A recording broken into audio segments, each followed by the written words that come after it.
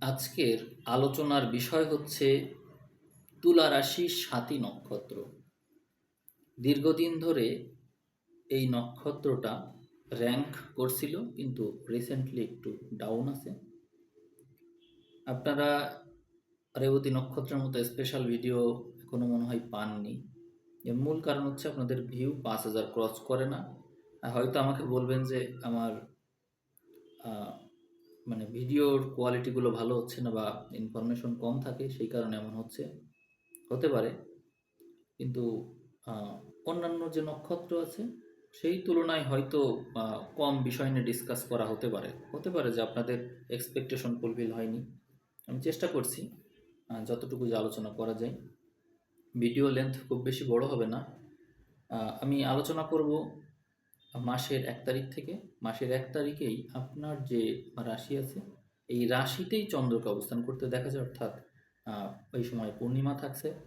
ফলে মাসের 1 তারিখেই আপনাদের জীবনটা বেশ ঘটনাবহুল হতে দেখা যায়। আপনাদের আহ, আপনাদের যে আহ, রাশি থেকে যে অন্যান্য ঘর, এগুলো বিবেচনা করলে আমরা দেখতে পাই যে মূলত গ্রহগুলো পঞ্চম, ষষ্ঠ, সপ্তম, অষ্টম, নবম এই ঘরগুলোতেই গ্রহ থাকছে, অর্থাৎ ছাতার আকৃতি। উম, মানে যেন আপনার রাশির উপরে একটা ছাতা রাখা আছে, এরকম একটা টাইপ। এখান থেকে আমরা যেটা এখান থেকে স্পষ্ট হই সেটি হচ্ছে প্রথমত কর্মক্ষেত্র।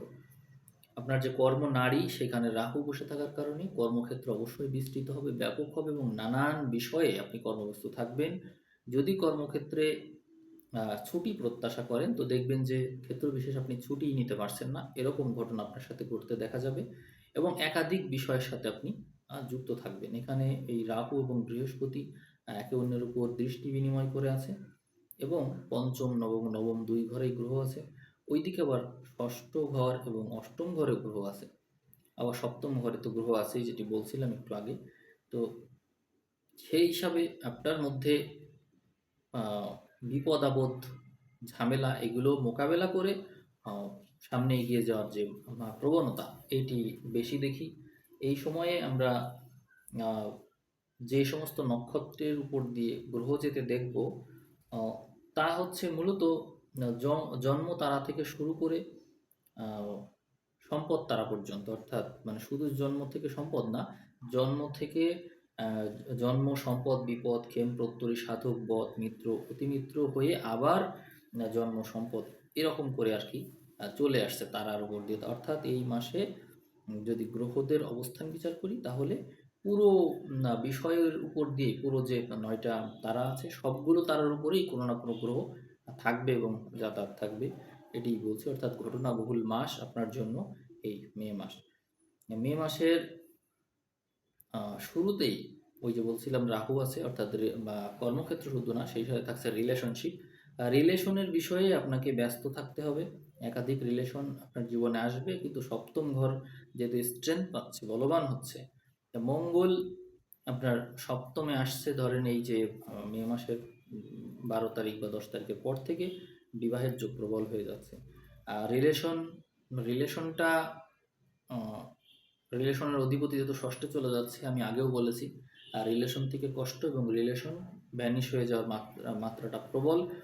এই সময়ে শনিও নক্ষত্র পরিবর্তন করে খেমকারকে চলে যাচ্ছে। ফলে আপনার মধ্যে আহ, উম, নিজেদের মধ্যে যে সমঝোতা করে নেওয়ার যে বিষয় থাকছে, অর্থাৎ রিলেশনশিপে একজন আরেকজনের সাথে সমঝোতা করে নিয়ে আলাদা হয়ে গেলেন এবং বিবাহ করলেন, এই প্রবণতাটা বেশি দেখায়। সপ্তমপতিও বেশ পাকপীড়িত বা অন্যান্য যে নক্ষত্র আছে, মাসের শুরুতেই তো জানেন যে মঙ্গল হচ্ছে প্রত্যরিতে গিয়ে প্রবেশ করবে। তো 12 তারিখের পর থেকেই আমরা যে টাইমটা দেখতে পাই, তার দীর্ঘ সময় মাসের প্রায় শেষ পর্যন্ত আমরা মঙ্গলকে এই সমস্ত নক্ষত্রে দেখবো, যেটি আপনাদের প্রত্যরী কারক, অর্থাৎ বাধা বিঘ্ন কারক। এই জন্য আপনার যে জীবনসঙ্গী আসবে সে তার সাথে আপনার শুরুতে বনিবনা হতে চাইবে না, একটু প্রবলেম থাকবে। অলরেডি আপনারা যদি বিবাহিতও হন তাহলে বিবাহিত জীবনেও দেখবেন যে বাধাবিঘ্ন পাচ্ছেন। সেক্ষেত্রে আপনার সাথে তার মতের মিল হতে চাইবে না।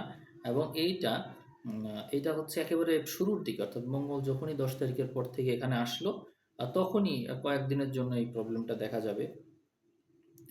মঙ্গল কেতুর যুক্ত থাকার কারণে ঝামেলা নির্দেশ করবে। আর আরেকটা বিষয় হতে পারে, আপনাদের জীবনে উম, ভূমি সংক্রান্ত বিষয়ে ঝামেলায় পড়তে পারেন, যেহেতু কেতুর নক্ষত্রে মঙ্গল এবং কেতু উভয়কেই দেখতে পাই। এবং আপনার যে চতুর্থপতি শনি সে ষষ্ঠে আছে, ওইদিকে অষ্টমেও একাদশপতি অষ্টমে থাকছে। এই জন্য 15 তারিখের পর থেকে এই প্রবণতাটা বেশি যে আপনি ভূমি সংক্রান্ত ঝামেলায় পড়লেন, বা ফ্যামিলি ম্যাটার্সে বা ডিসপিউট অর্থাৎ কলহ, আহ, আর নিজেদের যে ফ্যামিলি মেম্বার থাকছে আত্মীয় স্বজন তাদের সাথে ঝগড়া বিবাদ এগুলো মাত্রাতিরিক্ত বেড়ে যাওয়ার প্রবণতা দেখা যায়। যেহেতু দ্বিতীয় দ্বিতীয় ঘরের বিপরীত ঘর অষ্টম ঘর, ওখানে বলবান রয়েছে এই গ্রহ। বলবান বলতে অষ্টমপতি, অষ্টমপতির যে ঘর সেই ঘরের সাথে গ্রহের হচ্ছে ঘর বিনিময় হয়েছে অষ্টম নবম। এই কারণে আর কি এই কথাগুলো বলা, যে আপনি দেখবেন যে আপনার ধর্মই নষ্ট হয়ে যায় এমন পরিস্থিতি আসবে। ধর্ম নষ্ট বলতে বোঝাচ্ছে আপনার যে ব্যক্তিগত বৈশিষ্ট্য যা আপনি আপনার ভিতর লালন করেন, এমন এক পরিস্থিতি আপনার সামনে আসতে চলেছে যখন আপনি আপনার স্বতন্ত্র বৈশিষ্ট্য আর বজায় রাখতে পারছেন না। আপনি ভারাক্রান্ত, মানসিকভাবে ভারাক্রান্ত। এইটা তো থাকছেই, সেই সাথে উম, এই সময়ে যে আপনার রাশির অধিপতি এবং নক্ষত্র অধিপতির কথা যদি বলি, যে রাহু আর শুক্র তাদের অবস্থান সাপেক্ষে দেখলে দেখা যায় যে আপনি আহ, আপনার মধ্যে যে ধর্মের যে একটা নতুন নতুন যে দিক সেটি উন্মোচিত হবে, এবং আপনার আগের যে বৈশিষ্ট্য ছিল সেই বৈশিষ্ট্যটা আহ, মানে ব্যাকডেটেড হয়ে যাচ্ছে, এরকম একটা বিষয় এসে দাঁড়াচ্ছে। অর্থাৎ আপনাকে নতুনভাবে জীবন বাঁচতে হবে, এমনটাই নির্দেশনা পাওয়া যাচ্ছে মে মাসে। এখানে আপনাকে আবার দুঃখের সংবাদও রয়েছে, আপনার জন্য দুঃখ পেতে হবে। আহ, কোনো কিছু হারানো, পঞ্চম ঘর তো, পঞ্চম ঘরে রাহু আছে। রাহু আপনারা জানেন যে বিচ্ছিন্নতার কারক, বিচ্ছিন্ন করায়। সেক্ষেত্রে পঞ্চমের রাহু, আমি আগেই বলেছি যে রিলেশনশিপ থেকে বিচ্ছিন্নতা বা প্রিয় কোনো কিছু থেকে বিয়োগ বেদনা এগুলো থাকবে। আপনার পছন্দের কোনো পশু পাখি প্রাণী বা কোনো জিনিস বা কোনো সম্পর্ক এগুলো বিসর্জন দিতে হবে, এরকম একটা পরিস্থিতি এসে দাঁড়াচ্ছে যেখানে কোনো না কোনোভাবে আপনি কষ্ট পাবেনই। চতুর্থপতি আবার কিন্তু ওই ষষ্ঠে আছে, অর্থাৎ মন মন মন ভেঙে যাবে, এরকম একটা বিষয় থাকছে এখানে। তো এটা এটা হচ্ছে বা এই সময়ে একটা তীব্র অবস্থান নিয়েছে, এবং শুধু এই সময়ে না, দীর্ঘদিন ধরেই আপনি ফেস করছেন। এই শনি এখন তো আর এখানে না, দীর্ঘদিন ধরে শনি এখানে আছে। এই জন্য দীর্ঘদিন ধরে আপনি মানসিক কষ্টে আছেন। আপনাদের অধিকাংশরই আহ, বুকের সমস্যা হচ্ছে, বুক সংক্রান্ত সমস্যা আছেন, অর্থাৎ হার্টের সমস্যা, বা হচ্ছে শ্বাস নেওয়ার যে এটা ছিল, অর্থাৎ বুক ভরে শ্বাস নেওয়ার যে ব্যাপারটা ছিল সেটি কমেছে।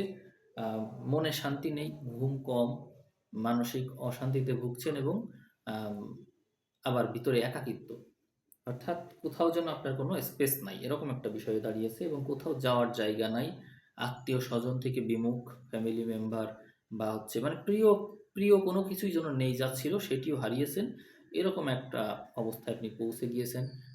ত্যাগী ত্যাগী মনোভাব দেখুন এখানে। শুক্রও যেখান দিয়ে যাচ্ছে, আমরা দেখেছি যে এপ্রিল মাসে শুক্র তুঙ্গি অবস্থায় থেকেছে হচ্ছে ষষ্ঠে, এরপরে গেল সপ্তমে, বিবাহ সংক্রান্ত ঘরের উপর দিয়ে গেল, বিবাহ কথা চলবে ও বিবাহ সংক্রান্ত বিষয়কে ফোকাস করে এগিয়ে যাবে, সেখানেও দুঃখ কষ্ট থাকবে। আবার শুক্র অষ্টমে তুঙ্গি হচ্ছে বা সক্ষেত্রী হচ্ছে, সেখানেও আপনাকে আহ, মানে যেগুলো স্বাভাবিক না অস্বাভাবিক বিষয়, ষষ্ঠ অষ্টমে শুক্র বলবান হচ্ছে, এটি স্ট্রেংথ দিচ্ছে কিভাবে? বিপরীতভাবে, অর্থাৎ যেগুলো আমরা সাধারণত করি না, যেমন হচ্ছে একাকিত্ব থেকে স্ট্রেংথ পাচ্ছেন, কোনো কিছুকে হারানো, কোনো কিছু মারা যাওয়া এগুলো দেখা, বা কোনো কিছুকে বিয়োগ বেদনা থেকে স্ট্রেংথ পাওয়া, অর্থাৎ মারা গেল।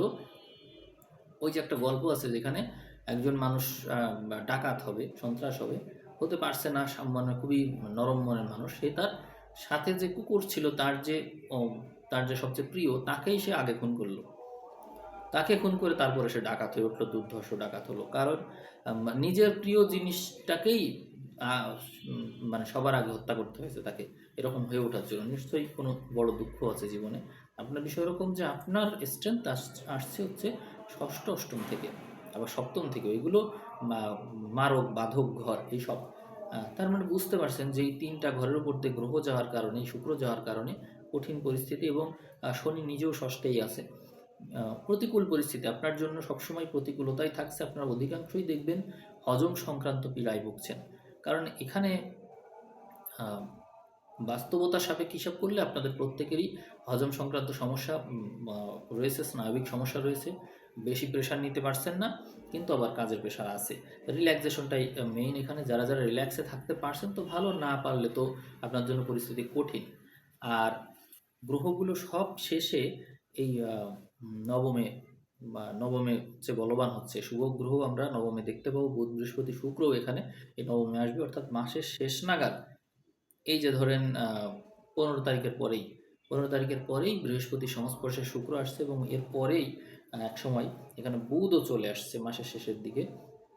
তো সব শেষে এত কিছু করে সব শেষে আমরা যে একটা রেজাল্ট জড়ো করি, ওইটা হচ্ছে তাই যে এই মাসের শেষের দিকে গিয়ে আপনি এই যা কিছু হলো তারই একটা ফলাফল পেতে চলেছেন, এই হচ্ছে বোঝাচ্ছে। তার মানে আপনি বুঝলেন যে আসলে দুঃখ কষ্টের মাত্রাটা মাসের শেষ নাগাদ গিয়ে শেষ হবে, এবং হচ্ছে আপনার যা রিয়েলাইজেশন হলো, যে এক্সপিরিয়েন্স হলো, সেটা সম্পূর্ণ নতুন মনে হবে আপনার কাছে, এবং সেটি আপনার সামনের জীবনে এগিয়ে যেতে সহযোগিতা করবে। আর এখানে কর্মক্ষেত্রের কথা বলবো, যে কর্মঘরে গ্রহ এখনো প্রবেশ করেনি, তবে পেয়ে যাবেন, খুব খুব শীঘ্রই পেয়ে যাবেন, জুন মাসের দিকে পেয়ে যাবেন। নবম ঘরে গ্রহ আছে, এটি আপনার সৌভাগ্য যোগকে বৃদ্ধি করবে। আপনারা যারা চাকরি বাকরির পরীক্ষা দিতে চান বা ব্যবসা ভাগ্য নিয়ে চিন্তা করছেন, তাদের জন্য সময় ভালো। ব্যবসায়ের ঘরে শুরু থেকেই গ্রহ থাকছে, মাসের শুরু থেকে শেষ পর্যন্ত গ্রহ, এবং আপনাদের জন্য অবশ্যই ব্যবসা ভাগ্য ভালো থাকবে। আপনারা যে কোনোভাবে, সে যদি আপনারা বিবাহও করেন তবুও তো এক ব্যবসা, কারণ ব্যবসা ঘরটা বিবাহ ঘর থেকেও বিচার করা হয়ে থাকে। এই জন্য আপনারা বিবাহ করলেও সেখান থেকে লাভবান হবেন, ব্যবসা করলে তো হবেনই।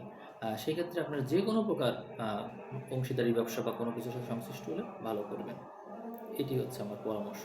তা আর সংসার জীবনে আপনারা ওই যে বললাম দুঃখ কষ্ট নিয়ে এগিয়ে যাবেন, এটি হচ্ছে কথা। রিলেশনশিপ থেকে কষ্ট আছে বলেছি, আর সন্তান থেকে কষ্ট আছে। সন্তান থেকে কষ্ট, সন্তান কথা শুনতে চাইবেন এমন হতে পারে।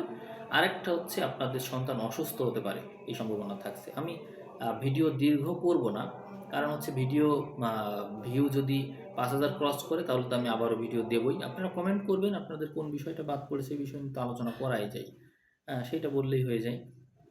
আপনারা আরেকটা কথা বলে শেষ করি, আপনারা জমি জমা বিষয়ে একটু সাবধানে থাকবেন, মামলা মোকদ্দমার এই প্রবলেম হতে পারে। আর লটারি কেটে টাকা খামোখা অপচয় করার চেষ্টা করবেন না, এইগুলো বাদ দিতে হবে। আর যদি বিদেশ ভ্রমণ নিয়ে কারোর থাকে, আগ্রহ থাকে বা করতে চান, সেক্ষেত্রে আমি বলবো যে আপনারা হায়ার স্টাডির জন্য ট্রাই করতে পারেন। এই এই পসিবিলিটিটা এই সময় অনেক অনেক বেশি, এবং এমনকি কারো কারো ক্ষেত্রে বিদেশে গিয়ে সেটেল হয়ে যাওয়ার প্রবণতা বেশি থাকছে, এবং সেখানে গিয়ে বা সেখানে থাকলেও সেখান থেকে কোনো ভালো নিউজ পেতে পারেন, এই সম্ভাবনাটা বেশি আছে। এই সময়ে আসলে মূলত এই আম, বিদেশ সংক্রান্ত বিষয় বা হচ্ছে বৈদেশিক ক্ষেত্র বা বাড়ি থেকে দূরের যে বিষয়গুলো থাকছে, এই বিষয়গুলোই বেশি স্ট্রেন্থ পাচ্ছে। ফলে ওইগুলো বা শুভ হিসেবে দেখা হচ্ছে। আমি আপনাদের এই রাশিফল যতটুকু আলোচনা করলাম, আমি জানি সব কিছু এর ভিতরে ইনক্লুড হয়নি, যে না হোক তারপরেও যতটুকু আলোচনা করলাম, আপনারা যদি কোনো কিছু বাদ পড়ে কমেন্ট করে জানাতে পারেন। ভিডিওর ভিউ 5,000 ক্রস করলে আপনারা আবার ভিডিও পাবেন। রেবতী নক্ষত্র যেরকম 3 দিনের মাথায় 5,000 ভিউ ক্রস করে ভিডিও পেয়ে গেল, আপনারাও পেতে পারেন, আপনাদের তো ভিউ ভালো হয়। তো ঠিক আছে, আমি শেষ করে দিচ্ছি। সবাই ভালো থাকবেন, সবাইকে অসংখ্য ধন্যবাদ।